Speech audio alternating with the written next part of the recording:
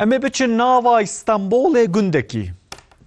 Nava İstanbul'e da ji bu zarukan gündek hata avakirne. Li günde zarukan ji aş bigirin hatta çevlige و کوخکان جکانیان حتی گل و قهوه‌خانه و سوکان همه بجه هر تشته زاروک بسایا وی گندی و جیانا گندی ببن و به مالبات خورجی وقتی که خوش در باس بکن ام برای خوب دن وی گندی کو دنوا استانبول ده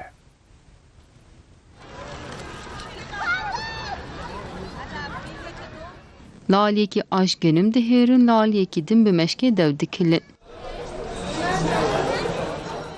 لگنده زاروکان جه هسپان بگیرن حتی مریشکان جه سبزه آن بگیرن حتی گل و کانیان هر تشت هیه.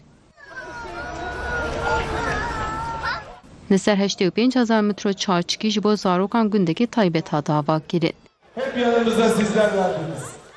Zarokên ku li bajarên mezin dijîn her ku diçe têkiliya wan bi gund re qut dibe. Ji bo ew têkilî qut nebe li navenda Stenbolê Üsküdarê gundek ji bo zarokan hata vakirin. Metzanya çiye dare çi dertkeve mürüçü ekmiş dane ev dertkeve ama zarime maalesef nikarim biçin nizanen ka biber seri dare yani binin erde da dertkeve nizanen Armanca ve kuzarok jiyana gundan jibir nekin hin bebin u jiyana gund bi bir zarokan da her timzin dibe. Köyümüzde horoz sesleriyle uyanacak çocuklarımız. Zarokê me wê bi dengê dîkan şiyar bibin. Me li gund li ser 85,000 metre çarçokî, qonax, axur, pirtûkxane, atölyeyên destkarîkê, qehwexane, aş û rêyên sporê ava kirin. Karekî gelek zehmet e lê ji kiriş Xwedê re hêjayê kedame ye.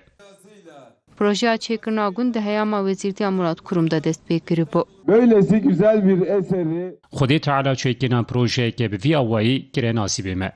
Ji bo li her derê Stenbolê em van xebatan bidomînin, bila Xwedê hêziyê bide me, bawerî û motivasyonê bide me. 5 yılda 2 katına çıkararak Bavakirina gund dayık û zarokên li bajêr dijîn pir kêf xweş bûn.